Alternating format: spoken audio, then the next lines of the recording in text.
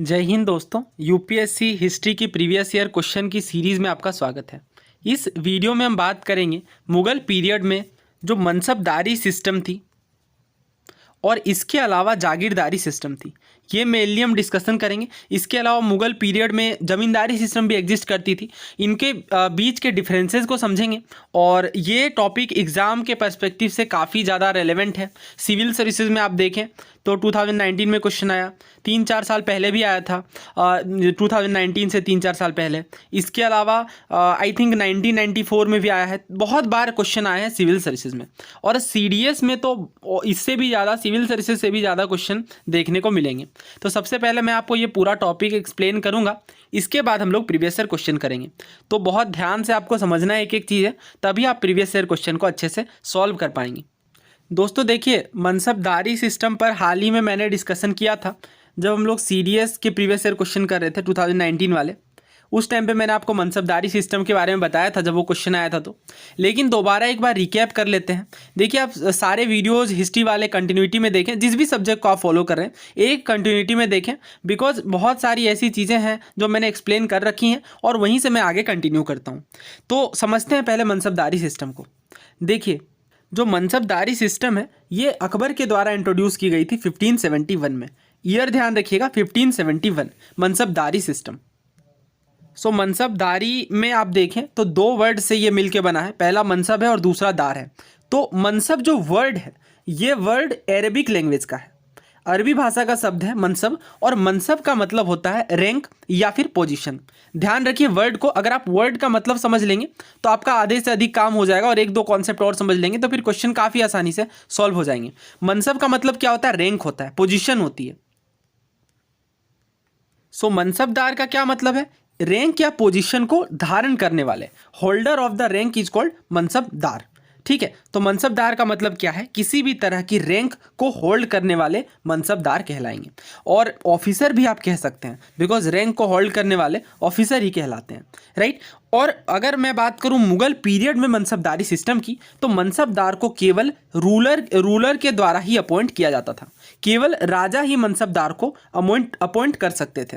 हालांकि जो रिकमेंडेशन है ये मिनिस्टर कर सकते थे, मीर बख्शी कहा जाता था, तो मिनिस्टर कर सकते थे, बट जो अपॉइंटमेंट है ये रूलर के हाथों में से ही होगी। दोस्तों एक बात आप जरूर ध्यान रखिए, क्या मनसबदारी सिस्टम कंप्लीटली न्यू था? नहीं, कंप्लीटली न्यू नहीं था। अगर आप देखें तो मंगोलिया में ही खास करके चंगेज़ खान के टाइम पे ही मनसबदारी सिस्टम एग्जिस्ट करती थी। हालांकि अकबर के द्वारा जो पैटर्न अपनाया गया वो काफ़ी अलग था इस मनसबदारी सिस्टम से। तो ये बात आप ध्यान रखें। सिविल सर्विस में क्वेश्चन भी पूछा गया था कि मनसबदारी सिस्टम कहाँ से ली गई है, तो मंगोलिया। हालांकि ये जो वर्ड है मनसबदार, ये अरेबिक लैंग्वेज का वर्ड है, तो कन्फ्यूज़ नहीं करना है आपको, एक एक चीज़ें नोट करते चलनी है। दोस्तों मनसबदारी सिस्टम के अंदर जो सबसे इंपॉर्टेंट बात आपको ध्यान रखनी है वो है इनकी रैंकिंग। इनकी रैंकिंग दो तरीके से देखने को मिलेगी, पहला है जाट, दूसरा है सावर। बहुत आपको यहाँ पे अटेंशन देना है, बहुत ध्यान देना है, बिकॉज काफ़ी सारे क्वेश्चन यहाँ से पूछे गए हैं। तो पहला है जाट, दूसरा है सावर। तो जाट जो है वो पर्सनल सैलरी को दिखाता है। पर्सनल सैलरी या पर्सनल रैंकिंग, उसी के बेसिस पे सैलरी डिटरमाइन होगी। यानी जाट की वैल्यू जितनी ज़्यादा होगी उतनी ही सैलरी दी जाएगी उस मनसबदार को। तो ध्यान दीजिए यहाँ पे मिनिमम मनसब कितना हो सकता था? 10 और मैक्सिमम 10,000। ठीक है, हालांकि देखिए पहले आप देखें तो पहले कम ही होता था, बट अकबर के टाइम पे ये बढ़ा करके 7,000 कर दिया गया, और फिर बहुत ज़्यादा बढ़ा दिया गया, 10,000 तक भी ये देखने को मिलता था। ये आपको ध्यान नहीं रखना इसका नंबर क्या है, बट ये ध्यान रखिए कि अकबर के टाइम पे मनसब रैंकिंग को बढ़ा दिया गया था। और खास करके जो रॉयल हाउस होल्ड के पीपल थे, जैसे राजा मान सिंह, प्रिंस सलीम, इन्हें काफ़ी ज़्यादा जाट रैंकिंग या काफ़ी ज़्यादा मनसब रैंकिंग दी गई थी। तो जाट के बारे में मैंने आपको बता दिया, ये क्या था? पर्सनल सैलरी को डिटरमाइन करता था। लेकिन एक और तरह की रैंकिंग थी, वो थी सावर की रैंकिंग। सावर, तो सावर क्या था? एक मनसबदार को कितने हॉर्समैन मेंटेन करके चलने हैं, यानी जितने घुड़सवार, मान लीजिए कि कोई किसी मनसबदार को 20 घुड़सवार मेंटेन करके चलने हैं, तो सावर रैंकिंग 20 होगी। ठीक है, सावर रैंकिंग का मतलब आप समझते हैं, नंबर ऑफ हॉर्समैन और मनसबदार हैड टू मेंटेन। एक दो और इम्पोर्टेंट बातें समझ लेते हैं मनसबदारी सिस्टम से रिलेटेड, इसके बाद हम जागीरदारी सिस्टम पर बात करेंगे। देखिए जो मनसबदार हैं ये इनका ट्रांसफ़र किया जा सकता था। ऑब्वियसली राजा के हाथों में ये पावर होगी कि वन ब्रांच से लेकर दूसरे ब्रांच में इन्हें ट्रांसफ़र किया जा सकता था। जैसे मान लीजिए सिविल ब्रांच है तो मिलिट्री ब्रांच में भी इन्हें, क्योंकि मनसबदार में हर तरह के ऑफिसर होंगे, हर तरह की रैंकिंग देखने को मिलेगी, इस वजह से ये ट्रांसफरेबल थी पोस्ट। तो कभी स्टेटमेंट ऐसे बने कि एक बार मनसबदार को अपॉइंट कर दिया गया तो जो इनकी ब्रांचिंग है या जो इनका सिविल है या मिलिट्री है इन्हें ट्रांसफ़र नहीं किया जा सकेगा, तो ये बात गलत होगी। They were liable to transfer.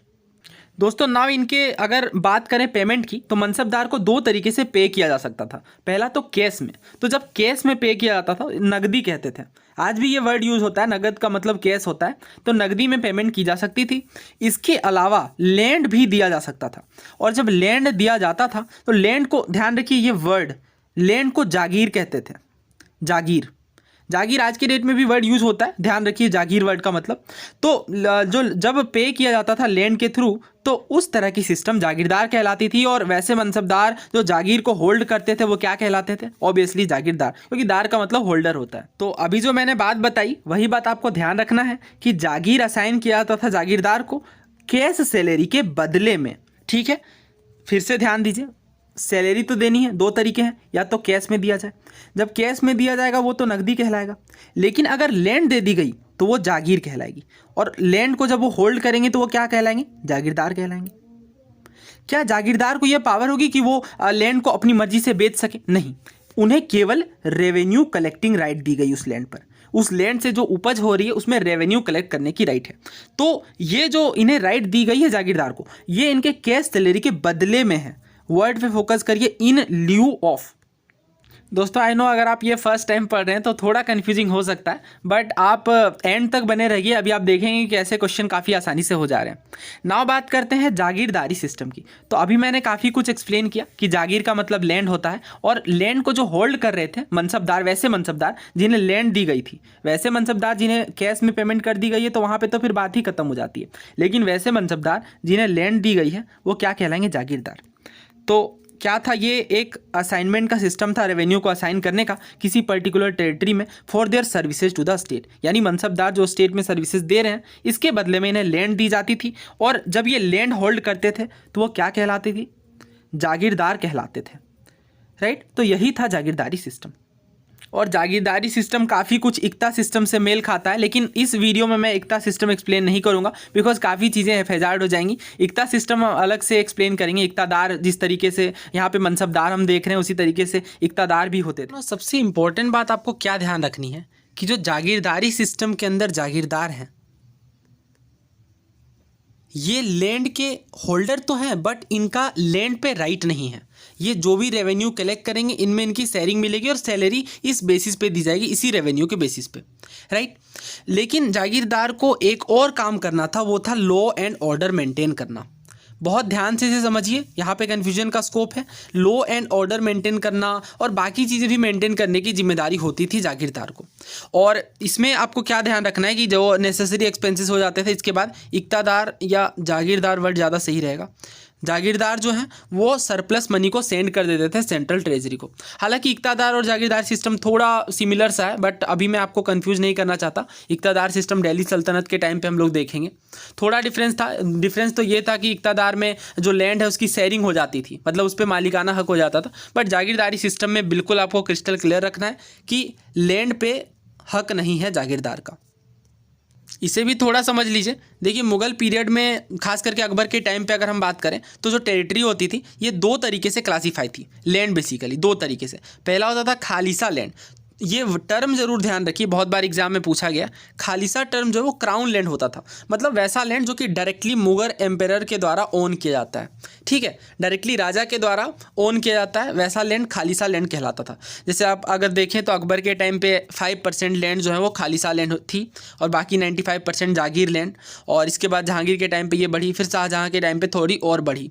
और जागीर लैंड किस तरह की लैंड थी? तो अभी मैंने बताया कि लैंड असाइनमेंट जो होती थी, यानी मनसबदार को उनकी सैलरी के बदले में जो लैंड सौंपी जाती थी वो जागीर लैंड कहलाती थी। सो दोस्तों अभी मैंने आपको जो बताया वो दोबारा देख लीजिए। जागीरदार का लैंड जो है वो एक ऐसा लैंड है जो कि not assign but only had the right to collect revenue from the land, यानी उस लैंड से केवल रेवेन्यू कलेक्टिंग राइट ही दी गई है, ठीक है, उस लैंड पर मालिकाना हक नहीं दिया गया है जागीरदार को। इसके अलावा अगला point, no mansabdar could hold on the said jagir for long period as they were liable to transfer, यानी बहुत लंबे समय तक मनसबदार उस लैंड को होल्ड करके नहीं रख सकते, कुछ टाइम के बाद ये ट्रांसफ़र भी हो जाता था। इसके अलावा जो सबसे इंपॉर्टेंट प्रोविज़न ये ध्यान रखना है कि क्या ये जागीरदारी सिस्टम हेरिडिटरी थी, तो इसका आंसर है नहीं। मनसबदार की जब डेथ हो जाती थी, या आप कह लें जागीरदार की जब डेथ हो जाती थी, बिकॉज वैसे मनसबदार जिन्हें लैंड असाइन की गई है वो जागीरदार कहला रहे हैं, कन्फ्यूज़ नहीं होना आपको दोनों के बीच। देखिए मनसबदार एक बड़ी कैटेगरी है, इसमें जिन्हें लैंड दिया गया वो जागीरदार कहला रहे हैं, और जिन्हें लैंड नहीं दिया गया वो तो डायरेक्टली नकदी उन्हें सौंपी गई है, ठीक है, नकदी ऑफिसर्स वो हैं। वैसे मनसबदार जिन्हें डायरेक्टली कैश में पेमेंट की गई है, और जिन्हें लैंड दी गई है वो तो जागीरदार कहला रहे हैं। तो क्या आपको ध्यान रखना है कि जो मनसबदार की डेथ हो जाती है, इसके बाद उसके जो सारी जागीर हैं या जो भी उनके वेल्थ हैं वो कन्फिस्केट कर लिए जाते थे। इसलिए मनसबदार को कोई ऑप्शन था नहीं, जितने भी पैसे हैं वो सारे स्पॉइल करने पड़ते थे, और इस वजह से ये काफ़ी लग्जरियस लाइफ जीते थे, बिकॉज इनके डेथ के बाद तो सारी संपत्ति जो है वो कॉन्फिस्केट ही हो जानी है। दोस्तों ना बात करते हैं मुगल पीरियड में ज़मींदारी सिस्टम की। देखिए यहाँ पे वर्ड मैं यूज़ कर रहा हूँ जानबूझ के, बिकॉज ये परमानेंट सेटलमेंट से काफ़ी अलग है, ठीक है। तो ज़मीन का मतलब लैंड होता है, दार का मतलब होल्डर, तो ज़मीन को जो होल्ड करते हैं वो ज़मींदार कहलाते हैं। ज़मींदार को हेरिडिटरी राइट होती थी, बहुत इंपॉर्टेंट पॉइंट है ये। हेरिडिटरी राइट का मतलब राजा का बेटा ही राजा बनता था, और एक बार मतलब ये ज़मींदार है तो इसके बेटे भी फिर ज़मींदार होंगे, क्योंकि जो भी लैंड होल्डिंग है वो आप हेरिडिटरी बेसिस पे आगे बढ़ते जाएगी। और जुडिशियल और पुलिस फंक्शन भी मेंटेन करने पड़ते थे ज़मींदार को, यानी अगर किसी तरह का कोई जुडिशियल फंक्शन परफॉर्म करना है तो ज़मींदार ही करते थे।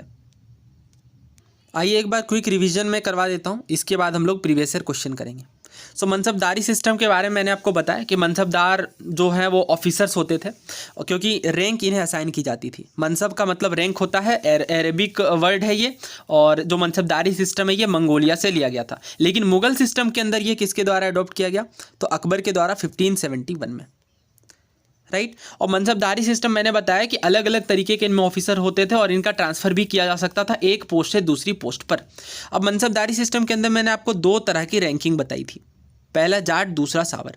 जाट का मतलब क्या है, जाट का मतलब है पर्सनल पे, यानी जाट के बेसिस पे ही मनसबदार को पे किया जाएगा, यानी अगर जाट की वैल्यू ज़्यादा है तो सैलरी भी ज़्यादा होगी। सावर का मतलब क्या है, सावर का मतलब है कि एक मनसबदार को कितने हॉर्समैन मेंटेन करके चलने हैं, कितने घुड़सवार मेंटेन करके चलने हैं मनसबदार को, तो वो सावर कहलाएगा, ठीक है। अब मनसबदार की पेमेंट किस बेसिस पे होती थी, तो दो मेथड थे, पहला तो कैश में दे दी जाए जो नकदी कहलाती थी, या फिर लैंड सौंप दी जाती थी। जब लैंड सौंपी जाती थी तो वो कौन सी सिस्टम कहलाती थी, जागीरदारी सिस्टम, राइट, जागीरदारी सिस्टम। और जो लैंड को होल्ड करते थे वो क्या कहलाते थे, जागीरदार। क्या जागीरदार को केवल रेवेन्यू कलेक्टिंग राइट थी, इसके अलावा और कोई काम नहीं था? बिल्कुल था। जागीरदार जो है वो लॉ एंड ऑर्डर को भी मेंटेन करके चलते थे। देखिए मनसबदार एज अ होल आप नहीं कह सकते कि लॉ एंड ऑर्डर को मेंटेन करके चलते थे, लेकिन जब वो जागीरदार बन जाते थे लैंड के, ऑब्वियसली अब लैंड से रेवेन्यू कलेक्ट कर रहे हैं तो लॉ एंड ऑर्डर की फंक्शन, लॉ एंड ऑर्डर के काम भी तो देखने पड़ेंगे, राइट।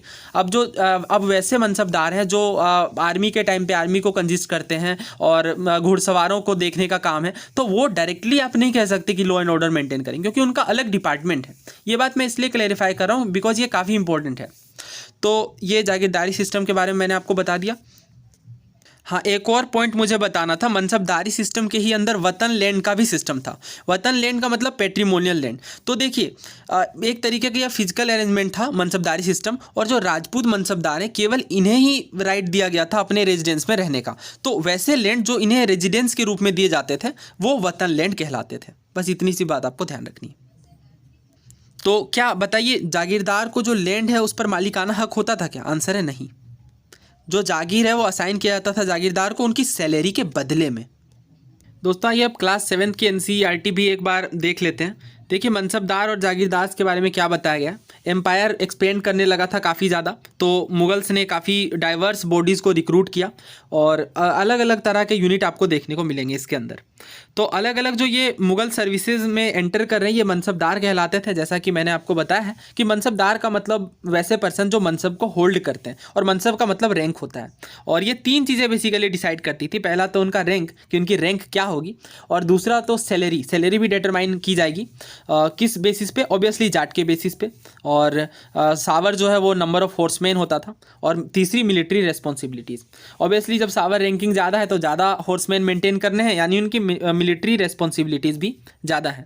हालांकि इसके अंदर और एक सिस्टम है, जैसे अगर आप देखें तो अकबर के बाद जहांगीर के टाइम पे दूह अस्पा सीह अस्पा का सिस्टम था। ये भी मैंने कई बार डिस्कस किया है। मतलब अब 2 और 3 हॉर्समैन मेंटेन करके चलने पड़ेंगे, बिकॉज कभी युद्ध के दौरान अगर कोई हॉर्स थक जाता है तो उसे रिप्लेस किया जा सके।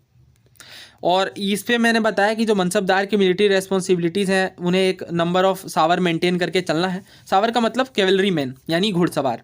और इसके अलावा जागीर सिस्टम के बारे में मैंने बताया किस तरीके से मनसबदार को जागीर दी जाती थी उनके रेवेन्यू के बदले में, और ये काफ़ी कुछ एकता सिस्टम से मेल खाती थी। जैसा कि मैंने बताया था कि दिल्ली सल्तनत के टाइम पे एकता सिस्टम चलती थी।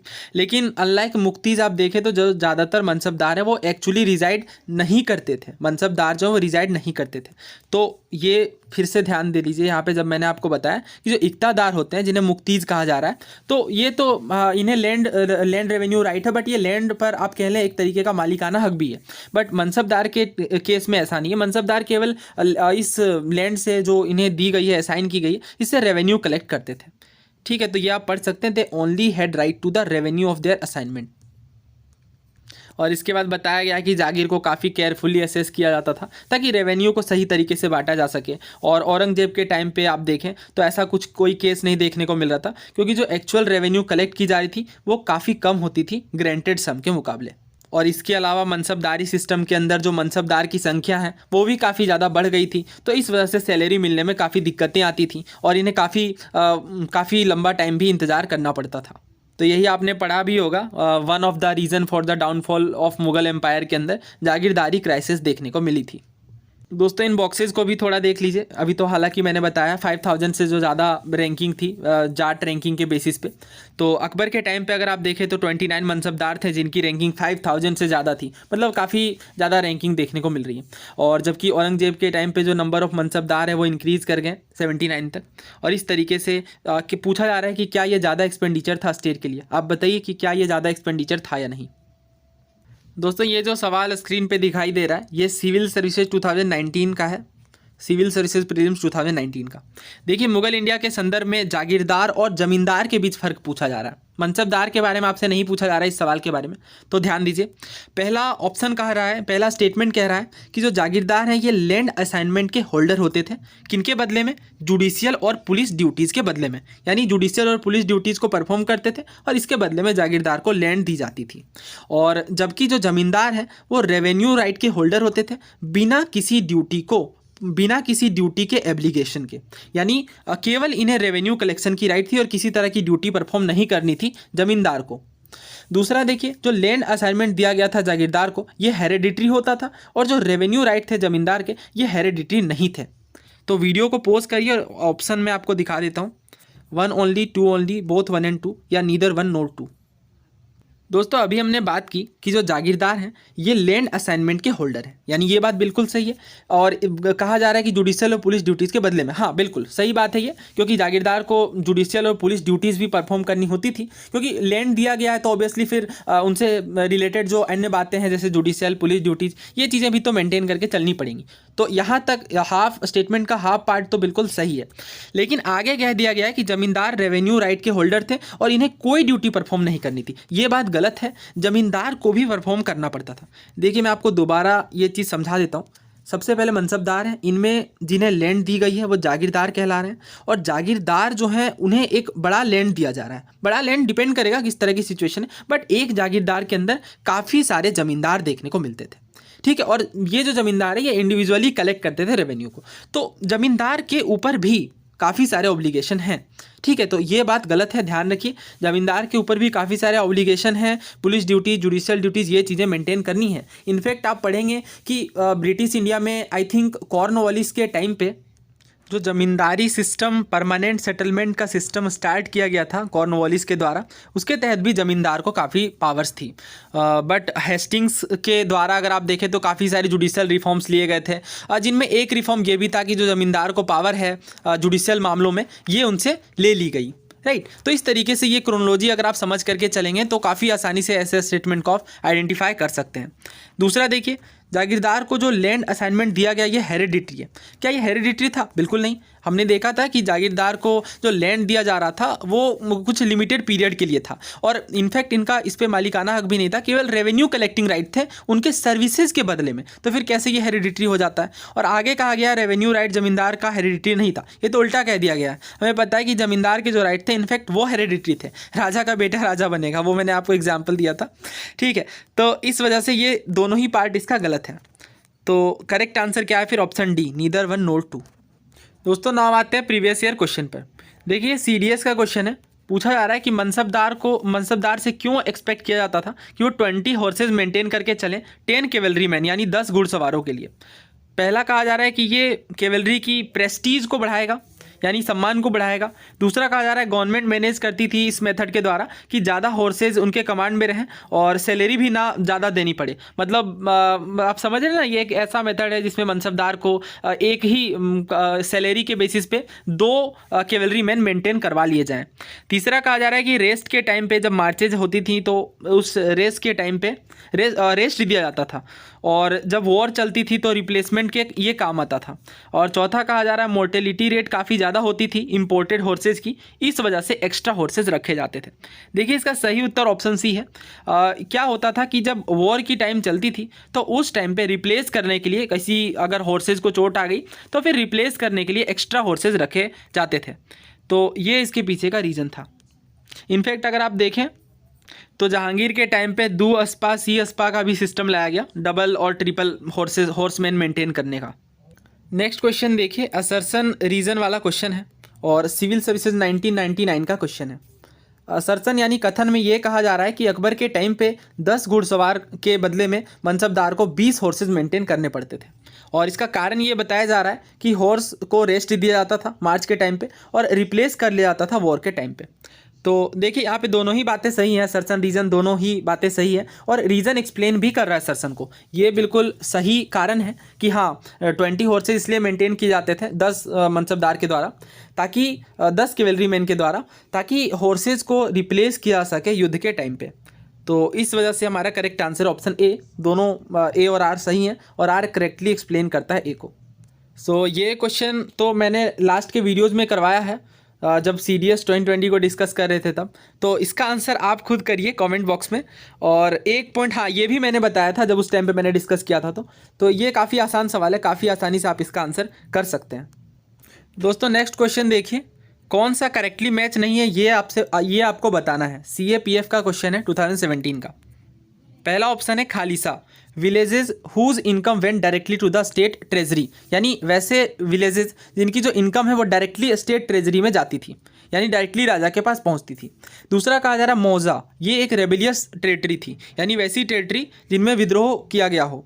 और तीसरा कहा जा रहा है इनाम लैंड, वैसे लैंड जो कि लर्नेड और रिलीजियस मैन को अलॉट किए गए हों। और चौथा कहा जा रहा है जागीर लैंड, जो कि टेरिटरियल असाइनमेंट है, मनसबदार को दी गई है सैलरी के बदले में। तो बताइए फिर इसके अंदर कौन सी स्टेटमेंट करेक्टली मैच नहीं है? तो करेक्ट आंसर देखिए ऑप्शन बी है इसका, क्योंकि हमने बात की थी कि 2 तरीके के बेसिकली मनसबदार के अंदर ये जो सिस्टम है लैंड सिस्टम अकबर के टाइम पे 2 तरीके का देखने को मिल रहा था। पहला खालिसा और दूसरा जो लैंड असाइनमेंट था वो था जागीर। तो खालिसा तो क्राउन लैंड था, यानी जो डायरेक्टली मुगल एम्पायर के द्वारा लैंड ऑन किया जाता था, यानी इनसे जो भी रेवेन्यू निकलेगा वो डायरेक्टली राजा के पास पहुंचेगा। और दूसरा लैंड था जागीर का। तो ये तो सिस्टम पूरा मैंने एक्सप्लेन किया ही है। तो ए तो बिल्कुल सही है, क्योंकि वैसे विलेजेस जिनका इनकम डायरेक्टली स्टेट ट्रेजरी के पास पहुंचे वो खालिसा कहलाते थे। इनाम लैंड भी बिल्कुल सही है, इस पर हम बात करेंगे दिल्ली सल्तनत के टाइम पे कि वैसे लैंड जो लर्नेड और रिलीजियस मैन को दिए जाते हो वो इनाम लैंड कहलाते थे। और जागीर भी बिल्कुल सही है, तो हमने काफ़ी डिटेल में डिस्कस किया। मौजा कोई रेविलियस टेरिटरी नहीं होती थी, एक तरीके का परगना या यूनिट ही होता था, ठीक है। तो ये बात गलत है कि ये एक रिलीजियस टेरिटरी, एक नॉर्मल टेरिटरी होती थी जहाँ से रेवेन्यू कलेक्ट किया जाता था राजा के द्वारा। नेक्स्ट क्वेश्चन देखिए, ये सिविल सर्विसेज 2013 का है और 2 स्टेटमेंट हैं यहाँ पे। पहला स्टेटमेंट जो ए है, not all the mansabdar were military officer. तो अभी हमने देखा था कि हाँ, सारे मनसबदार मिलिट्री ऑफिसर नहीं है, अलग अलग तरीके के ऑफिसर असाइन किए जा रहे थे। तो फर्स्ट तो गलत है, फर्स्ट तो सही है, नॉट ऑल द मनसबदार कहा जा रहा है, तो फर्स्ट तो बिल्कुल सही है। दूसरा देखिए, those who held high civil post under the Mughals were also mansabdar and were graded accordingly. हाँ, ये बात बिल्कुल सही है, खास करके अकबर के टाइम से, क्योंकि मनसबदारी सिस्टम अकबर के द्वारा इंट्रोड्यूस किया गया और इसके तहत जितने भी तरह के ऑफिसर हैं सभी को मनसबदारी सिस्टम में शामिल किया गया और अलग अलग तरीके के उनके पोस्ट के अकॉर्डिंग जो रैंकिंग है और बाकी सारी चीज़ें देखने को मिलती थी। तो इस तरीके से तो ये दोनों ही बातें सही हैं, तो हमारा करेक्ट आंसर बनेगा both A and B are true. Next question देखिए, सिविल सर्विसेज 1994 का है। मनसबदारी सिस्टम जो अकबर के द्वारा इंट्रोड्यूस किया गया और किस देश से लिया गया? मंगोलिया से। करेक्ट आंसर ऑप्शन सी होगा। नाउ ये हमारा लास्ट क्वेश्चन है। The मनसबदारी system of the Mughals was a complex system, it's efficient functioning depended upon. तो ये कॉम्प्लेक्स सिस्टम था और कौन कौन सी बातें देखने को मिलती थी? Practice of offering the title of mansabdar to military personnel only. तो ये बात तो गलत है, अभी हमने देखा केवल मिलिट्री पर्सोनेल के लिए ये तो था नहीं। दूसरा कहा जा रहा है प्रॉपर ब्रांडिंग देखने को मिलती थी और हॉर्स, ये देखिए ये बेसिकली हॉर्स की ब्रांडिंग की जाती थी ताकि गुड क्वालिटी के हॉर्सेज शामिल हो सके। ये मैंने कई बार बताया है, दाग सिस्टम वो कहलाता था। इसी तरीके का चेहरा था, फिर हुलिया सिस्टम था, ये सब कुछ मैंने एक्सप्लेन किया है, आप हिस्ट्री सीरीज देखिए। तीसरा कहा जा रहा है प्रॉपर फंक्शनिंग की जाती थी जागीरदारी सिस्टम की। बिल्कुल प्रॉपर फंक्शनिंग की जाती थी, इनफैक्ट काफ़ी अच्छे से असेसमेंट किया जाता था और अलग अलग तरीके के ऑफिसर अपॉइंट किए जाते थे इन चीज़ों के लिए। तो फर्स्ट तो गलत है बट सेकेंड और थर्ड सही है, तो हमारा आंसर क्या बनेगा? 2 और 3 ओनली। दोस्तों उम्मीद है आपको ये वीडियो पसंद आई होगी, काफ़ी कुछ क्लैरिटी मिली होगी मनसबदारी। हालांकि काफ़ी सारी बातें हमने डिस्कस की, बट आप जब इन्हें अच्छे से रिवाइज कर लेंगे तो काफ़ी अच्छे से ये आपके मार्क्स सिक्योर कर देगा और मेंस में भी अगर क्वेश्चन आता है तो काफ़ी आसानी से आप लिख सकते हैं इन पॉइंटर्स की मदद से। धन्यवाद।